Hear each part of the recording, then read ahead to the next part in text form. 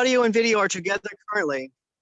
Currently, the audio and video are choppy here and there, but if you call the number that's on the link, your audio will be perfect to us because you're going to be using your phone. Laptop. We're on a laptop.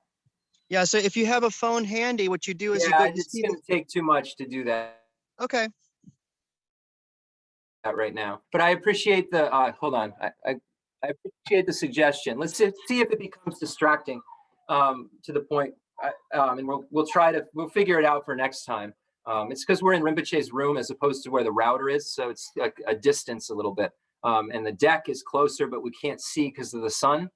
So we had to just make a quick call. Dan, text you the phone number. I'll call it from my phone. I just don't know the phone number. If Dan wants to text you, it's on the Chenrezig site. Okay. In the meantime, we're going to try to see if we. And happy Father's Day to everybody, by the way. So to everyone, because all sentient beings are our fathers, just like our mothers. It's not an exclusive thing. All sentient beings are our fathers as well. So we just have to remember that when we do our meditations, that we're using that specific subject as a source, but all sentient beings have had all relations with us. So we're going to start at stanza number 120, because this starts the section Lama Tsongkhapa gets into the refuting the idea of true self, and gets into the idea of refuting the intrinsic existence of the appropriated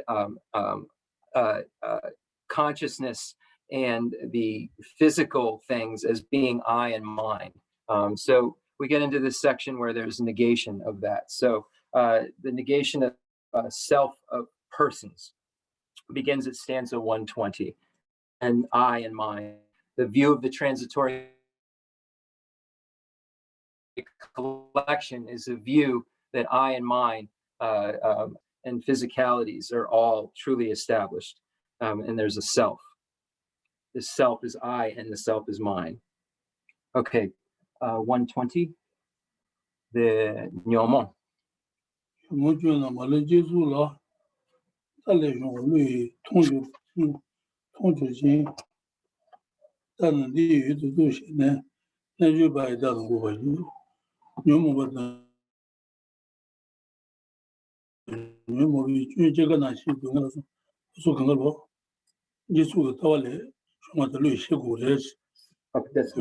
So the first stanza, perceiving that all faults and all afflictions flow from the idea of the transitory composite, and knowing that its focus is the very self. This self is what the yogi will disprove. So all of the faults and afflictions, the suffering of birth, aging, sickness, and death, all of the negativities Rinpoche mentioned before, the faults of the afflictions of the attachment, hatred, and ignorance, and so forth, being at the truly established I and mine. So this is the view of the transitory collection. Jason. Zo.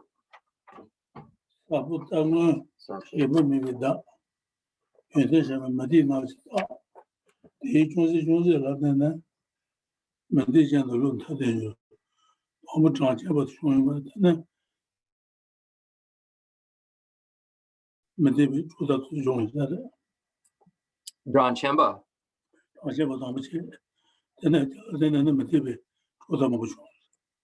Okay. So then it says, non-Buddhists hold the self as what experiences, it's permanent, does not create. It's devoid of gunas and all activity. With minor variations on this single theme, the heathens separate themselves in different schools.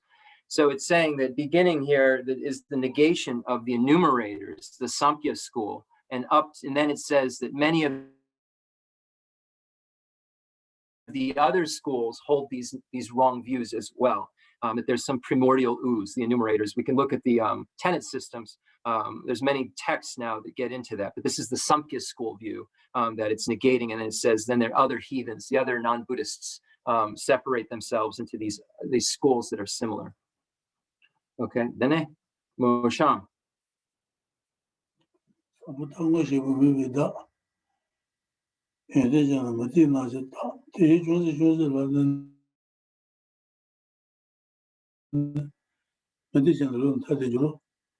我说不得，就我当的是，他注意到的有没些，这个俺这带动我们这个，这个路他们的有没的，我现在就第一些没的那些，那个一些台上，一些会长有没人，一些朋友的人，他们的，我们都真的嘛就是，现在俺这代表。们的这没往大地上，他都是干嘛就是这种马些，他那么马些得到了流动的，真的不来人。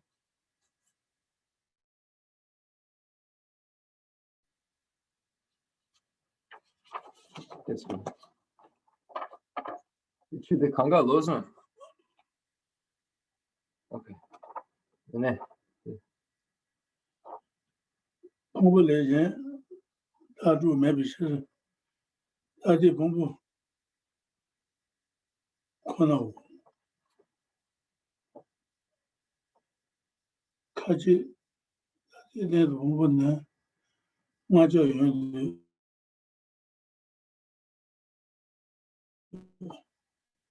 看见现在的，看见公布他怎么回事？他这种就是人啊，这个就为现实落没去，两个人是那把大钱，两个人嘛，这里是没吧，在这边，这是啥了？这是啥就了？这些都是原来全没拿，还拿这是去了学生去，这些朋友当时他们的，今天他在那时候没事了。That's good. The Chiang copy of it. That's good.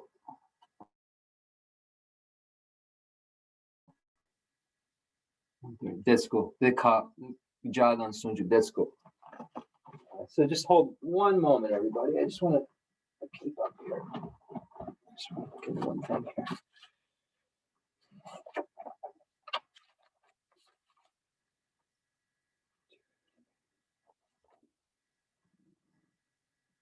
So the view of the transitory collection is defined as that the collection that observes, a view of the transitory collection is that what observes the appropriated mental and physical eye and mind. So this is what the view of the transitory collection is. A view of the transitory collection observes the appropriated mental and physical aggregates and conceives them to be a real I and mine. It's called the view of the transitory collection because, and thus transitory, and are a composite of the plural, and thus a collection. The name itself indicates that there is no permanent and partless. So this is what this view of as a real I and mine. So this section is what is, this whole section is negating that, the refuting the self of persons. I think before that they get into phenomenon actually, but the refuting of self of persons is in this section. And then it gets into various analysis of, and then it gets into the enumerations of emptiness. So we're going to read up to stanza 130. And then we'll see. Perceiving that all faults and all afflictions are very self, the self is what the yogi will disprove. Non-Buddhists hold that the self is what experiences. It's permanent, does not create. It's devoid of gunas in all activity, with minor variations on this single theme. The heathen separate themselves into different schools. So this idea of self or soul. But it's since it is unborn, just like the barren woman's child, the self is utterly clinging, for even in the relative, it cannot claim existence. Indeed, the various aspects of the self, as the heathen masters teach in all their treatises, are countered by their common maximum that the self is unoriginate. Therefore, these aspects also are revealed as non-existent. And thus there is no self existing separate from the aggregates, divided from the aggregates, there is no self to grasp. The common man does not ascribe his sense of I to such a source. He does not know of such a self, and yet he thinks I am. And we may see for many ages never apprehend a self unborn and permanent, and yet they clearly have a sense of I. Thus, separate from the aggregates, there is no self. A self that's different from the aggregates does not exist. The referent for the notion I is thus the aggregates alone. Now, some believe the five together are the basis for the view of I, while others hold this basis is the mind alone. But if the self were equal to the aggregates, it must, since there are many, be a multiplicity. So it's saying that if the self is the aggregates, every other thing, and not at all a simple misconception, nirvana once attained, and then here it's also negating in 126 the mind-only school, while others hold this basis as mind alone, from this idea of the descent into the Lanka Sutra, where a lot of the mind-only school comes from, and also the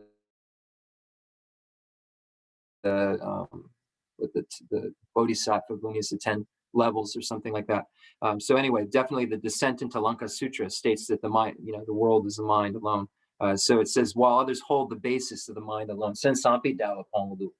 But if this self were equal to the aggregates, it must, since there are many, be a multiplicity, and it would be substantial, visible like every other thing, and not a simple misconception. Nirvana once attained, the self would be extinguished, and prior to this, the self would arise and vanish every instant, without an agent. There would be no karmic fruit, or else the actions done by one would give results that others reap. You think there is no fault. These instants are continuity. But we have earlier shown the defects of continua. The theory that the aggregates are mind, our self, is thus untenable. The world's end and associated questions were not discussed. When yogis see that there is no self, their theory thus implies that they must likewise see that there are no phenomena. But if you now refute a self that's permanent, then for that reason, self is not the mind or aggregates. Okay.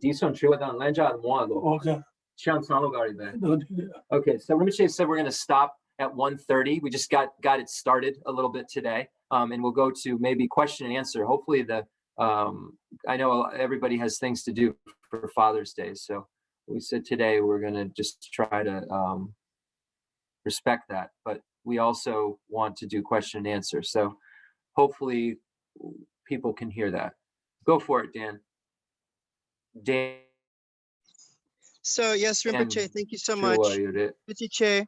So my question for today is, so basically I want to clarify how it is that you would understand the distinction between no self-teaching as a recognition of a lack of inherent existence versus no self-teaching for someone who might just lead towards the notion of nihilism.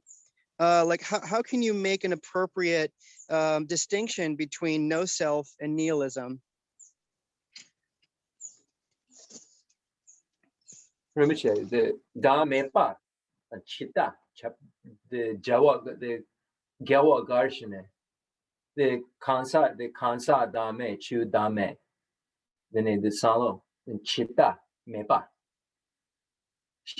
Then the chapel guard, the garshine, the chu tamche, the mepa, yomare.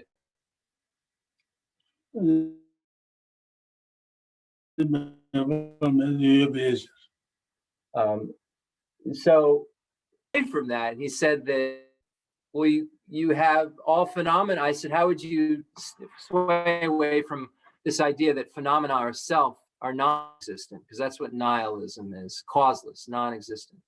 And he said, because phenomena exist. So they are not non-existent, they exist. Then the tomba ni dang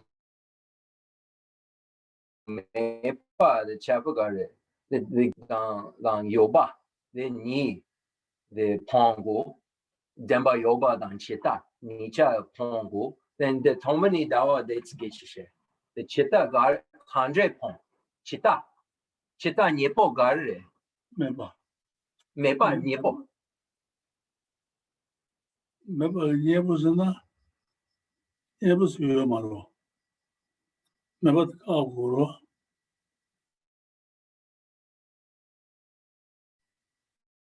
요바 시선 매봐 가. So if you understand, what you would want to know is understand what existence means. And if you understand what existence means, then you would get rid of non-existence, this idea of nihilism or that things are not existent. The share nimpo, the mime name cheme lume the me mambo yure, the me mambo sampa the chita, me. The donda garde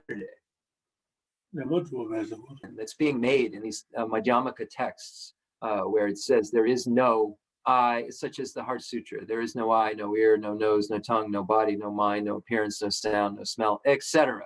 So there's a lot of no's there. So when you study the tenet systems, you'll see that the no, according to Madhyamika Prasangika, is negation of lack of the negation of true establishment. So the object of negation becomes the really important part of the Madhyamaka school. And when we look at the Madhyamaka texts, and Tsongkhapa really emphasizes what is the object of negation. When we look at the great, the Hlatong Chembo, the special insight section of Lama Tsongkhapa's text, we see a lot of emphasis on object of negation. So what is the object of negation? It's not the existence of the object. It's the lack of true existence of the object. So it requires the understanding of what is being presented when we read some of these more subtle statements that the Buddha makes, because the Buddha was speaking in very shortened terms about a very complex subject, and he did that a lot. So we have to interpret it properly. And each of the tenet systems interpret those statements in different ways. And you would also find schools that would consider the Heart Sutra, for instance, to be wrong view because they can't interpret it at the highest level. So they take it at face value as something that's being direct as opposed to inferential, or there's the word I'm forgetting right now, but I think people figurative, or they take it as definitive, and they say this may is wrong view, and this isn't what the Buddha taught. But that's because they're in a lower tenet system, which doesn't hold that view is true, that all phenomena are not truly established. Some schools only consider that the external things are not truly established. The mind is truly established. Some schools feel that the self is the only thing that's not truly established. The phenomena can be proven to be truly established. Some schools say that ultimate truth is something that functions. So it depends on what tenet system you're looking at. So yes, it's very easy to misinterpret it, but no school of Buddhism holds nihilism to be true. No matter what within the tenet system, you don't find any assertion of nihilism presented. So when you see Nagarjuna's 4 points, he says there are things arisen from self, other, a combination of both, or causeless. And these 4 questions negate 4 different views that can arise according to different schools, according to the holders of true self from its own side, the holders of true self of other, and the holders of a combination of both somehow, and then the holders that say of nihilism. So Nagarjuna is able to negate all of those things, and Chandrakirti in turn commentating making a commentary on Nagarjuna's root wisdom text, negates those ideas of arisal from self, other, combination of both, and cause and causeless. So yes, the interpretation of nihilism is nowhere in Buddhism. The way you get away from nihilism is to understand existence, and then to understand dependent origination. So to understand those two things, what does existence mean? And then you understand how things come into existence through dependent origination. And then you can establish both the conventional, the ultimate through the conventional, and the conventional through the ultimate. And seeing no contradiction between the two, and seeing how they abide both of those ways without error. Does that answer your question? Yes. Just one point of clarification. I'm just imagining someone who's taught the lack of self, that the self does not exist within any of the aggregates, nor is it based on one or two of them, and so forth. So in the reflections, in order to avoid falling into nihilism, or the sense that I don't exist, so maybe a good way to recommend like how to understand this, maybe what would you say as a way to be able to offer this notion, like more like, there is a continua, an impermanent dependent continuum of aggregates, and that does exist. Is that the thing that you're referring to? Is that which arises does exist, but not as we conceive of it?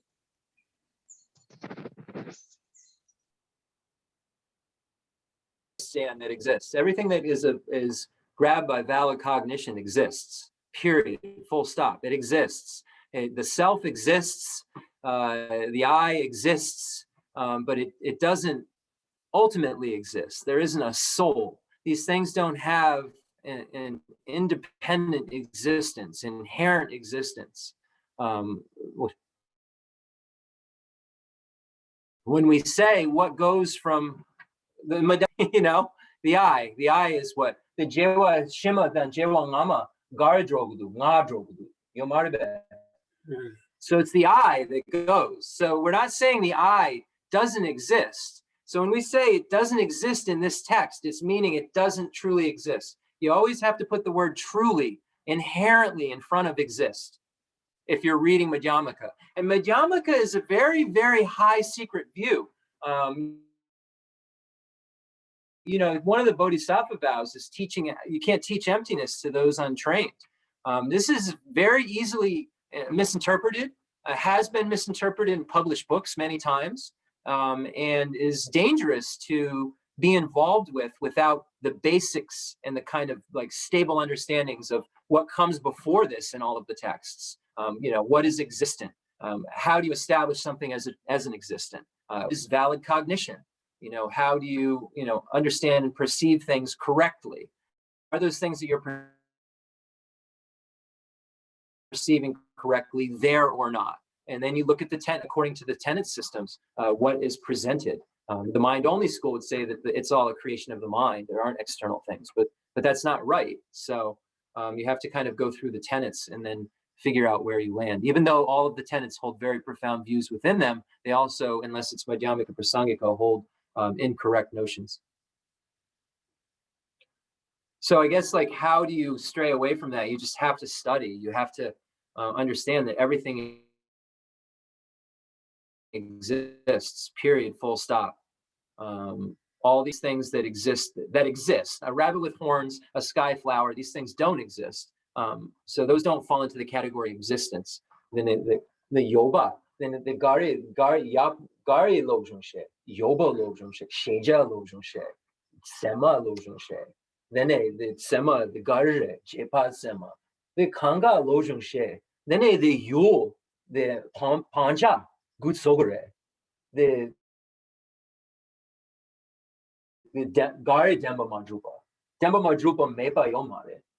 So I was just saying to Rinpoche, it's important to study the basics, and study what valid cognition, to study what inference and direct valid cognition, what a wrong view is, and what misapprehension is. And then you can establish the object of apprehension exists, and then you have to establish how does that thing exist. It exists through a name that's put on a collection of parts. That's what the Madhyamaka school view says. But those collection of parts exist, and that thing that we're naming exists. Why? Because we can drive it if it's a car, but the car is not its wheel. The car is not, when we look at the analysis of the chariot, we could do with the car. Is the car its wheel? Is the car its axle? Is the car its spokes or rims? Is the car its body? Is the car its wheel? Steering wheel, that could be like the rein, I guess. You start to, then you say, well, the car is there. If you're starting to negate all of these things, the Shintu Korlo, the Korlo Yimba, the Jai Yimba, the Mepa Yomare, then Dendel Yimdeche. So then when you arrive at, it's not the tire, it's not the body of the car, it's not the steering wheel, et cetera, like the 7-point analysis of the chariot you can look up.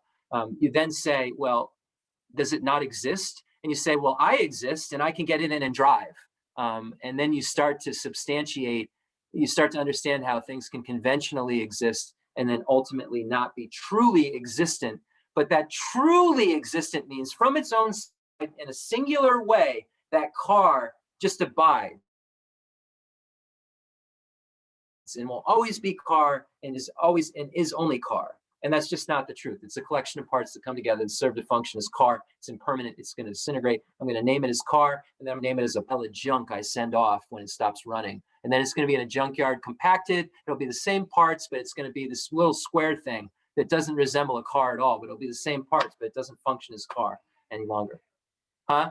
So we're learning that right now. We have a car that's not functioning as car, that's about to go do something like that. So it's relevant. Then they say the mota tanda, the mota, the mingida. Then they jama mota cha. Then they conso the chun shagudu.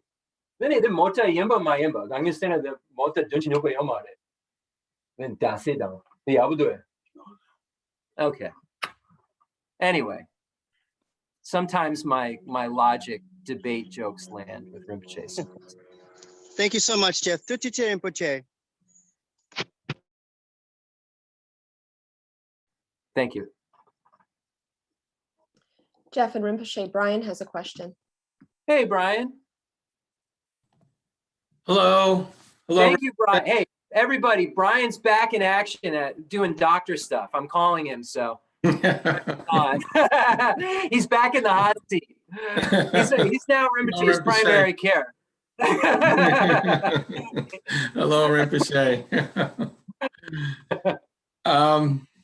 So thank you, Rinpoche and Jeff. What in verse 128,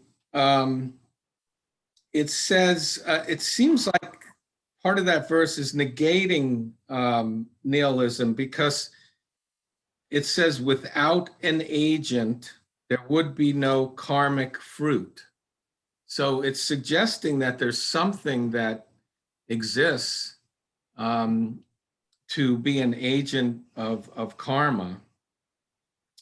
Is that what that's suggesting there? Well, the I, the I continues. The consciousness continues. The consciousness that I have now, when I become enlightened, will still be the continuum of consciousness. Rinpoche, let me find the stanza. Let me find the exact stanza, and let's see if we can decipher it. Nyanyende, I found it. Okay, hold on. That may be the end, though, of it. Let me just wait. 1, 2. I'm earning my keep here. 1. The sola jupe jinji lo mi jor nyanyende se ngepa da che jo nyanyende ngun kachi dalani jeji jepo mepe dejeme shinji sala shinji sawajo. Don't go to him check. Nyana le depa the die omaribe.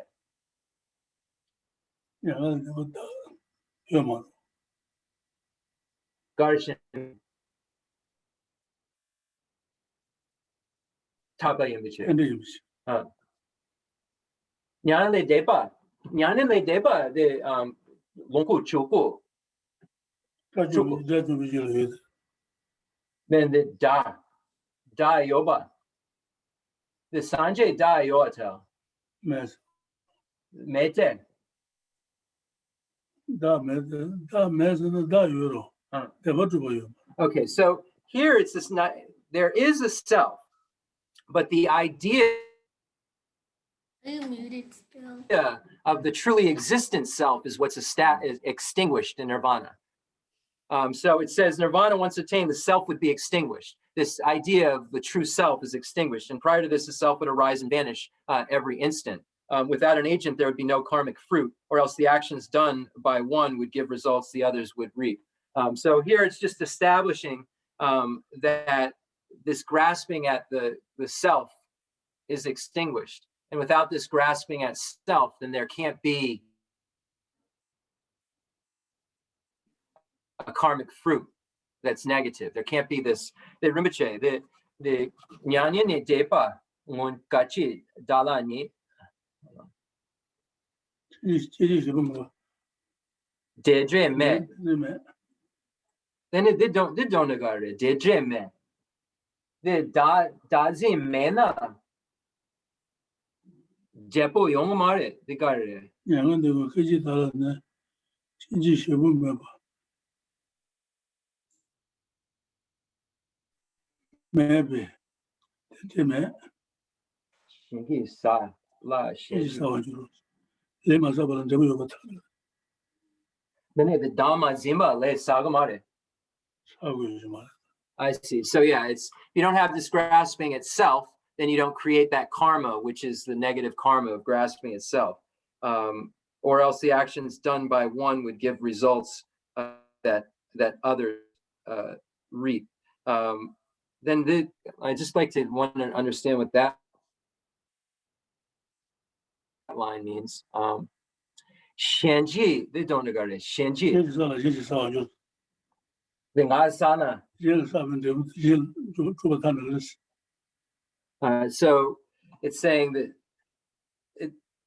if this was the case, actions done by one could give rise. So if it wasn't the case that there was something that gave rise to specific fruit, then it could say that anything could give rise to other things. Like one actions could give rise to another's result. So or else actions done by one would give results that others reap. So you could do a result if there wasn't this continuum, right? You could do something that others would have a result of. Okay, so yeah, that's it. Saying that there's this continuum, right? There's this I that carries on. It's not truly established. Once nirvana is attained, there isn't this grasping at the I. And prior to, before you have this idea of no self. And without an agent, without this grasping, there's no karmic fruit. Or else, if it wasn't the way it worked, then anything we did, other people could experience. If there wasn't this specific connection to action and arisal from our self, you know what I mean, conventionally, then others could experience what we engage in. So it's just saying that the self is not truly established, but it dependently originates. So because of dependent origination, we can establish it, and we can establish that self creates karma, and that grasping at self creates negative karma. Okay, thank you.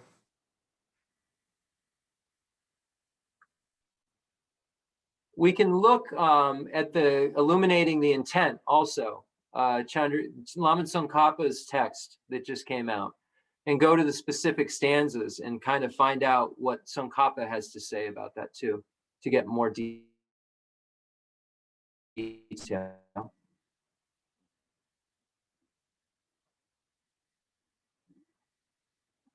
So when we look at action, agent, and object, right?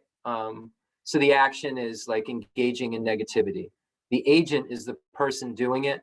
And then the object would be like if we were lying, the person we're lying to, right? So here it's saying the agent, without an agent, there's no karmic fruit. So if there isn't this grasping at true establishment of self, there isn't this true self then not only the true establishment of agent, but also of karmic fruit.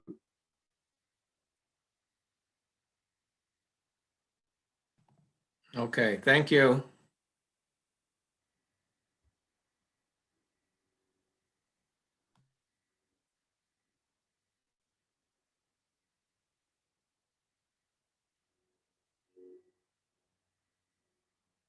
Rinpoche, the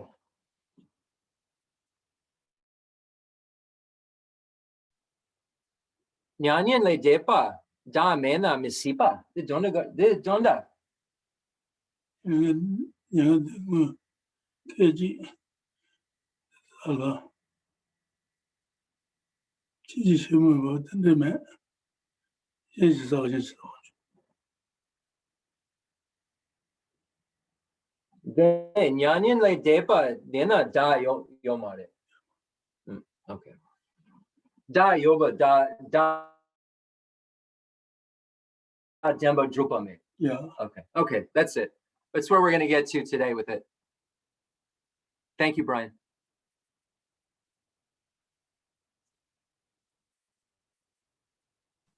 Thanks again.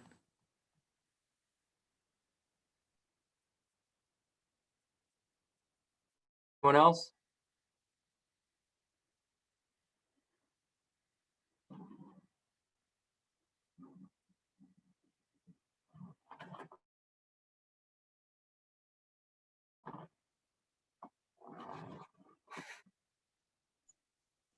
Can I ask another Okay. question?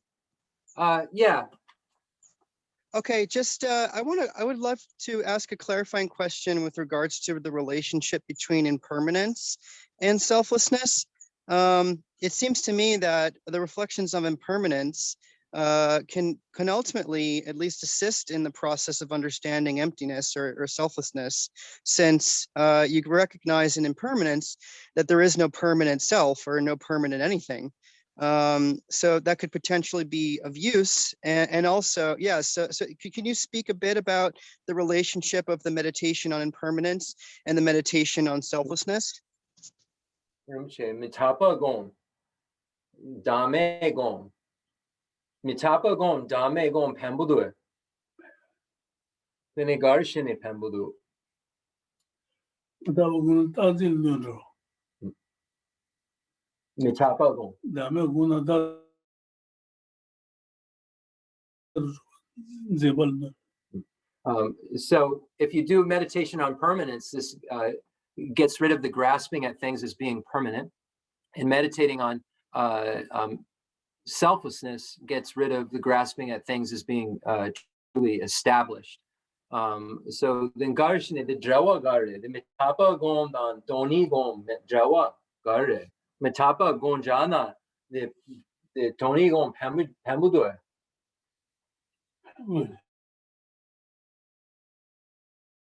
Garshine.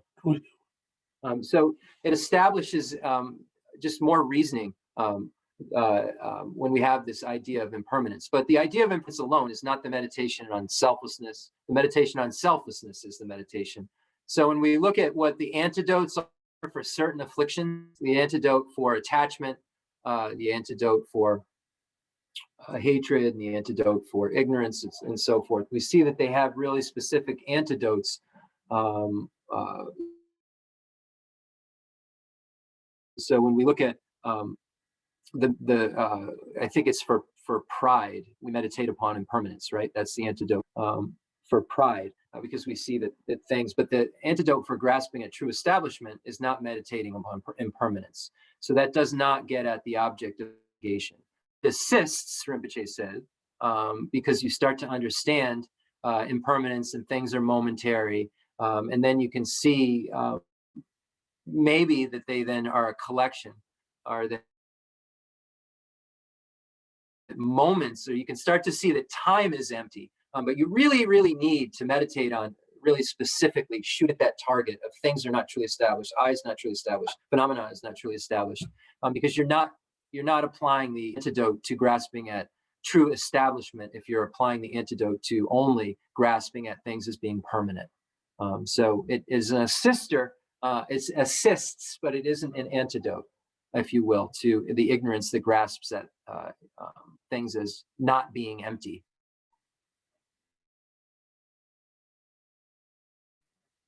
Okay, Tuchiche, thank you so much. Okay, so we'll do the concluding prayers. Sorry about the connection today. We'll figure that out in the future. And hey, Kate. Yeah. How many people are, I can't see people. How are there a bunch of people from the board on? A bunch of people. Let's see. We've got some board members. Okay, if I could just ask everybody to just stay on the board right at the end of this, I'd be awesome. Yeah, there's a few of us. I just don't want to forget and then be like, see you later, everybody. And then be like, oh, now I gotta. Okay, yeah, just I only need a few people. I want to just chat real quick. Okay, concluding prayers, everybody. The fundamental ground is scented with incense and strewn with flowers, adorned with Mount Meru, the four continents, the sun and the moon. I imagine this is a Buddha land and offer it may all sentient beings enjoy this pure realm. I dedicate whatever virtues I have collected for the benefit of the teachings and of all sentient beings, in particular for the essential teachings of Venerable Losang to shine forever. I send forth this jeweled mandala to you, precious Guru. I dedicate all this virtue to emulate the knowledge of the hero Manjushri and likewise Samantabhadra as well. For 3 times, I also dedicate all my roots of virtue for the sake of auspicious deeds. In that pure land surrounded by snowy mountains, you are the source of all benefit and happiness, all-powerful Avalokiteshvara Tenzin Gyatso. May you stay until samsara's end. I pray for the long life of the precious Khensur Rinpoche, holder of scriptural and realizational doctrines, the spiritual friend who trained extensively in the 5 great philosophical texts with exceptional wisdom and perseverance. Suji Rinpoche Shabi Denala.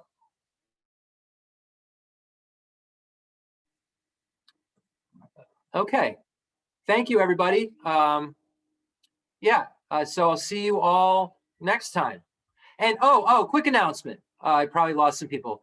We have the White Tara initiation at the Chenrezig Center on July 11th, I believe. It's a Sunday, whatever that Sunday is, July 10th, or I think it's 11th. We're going to have White Tara initiation at the center starting at 10, and then we're going to have Indian food brought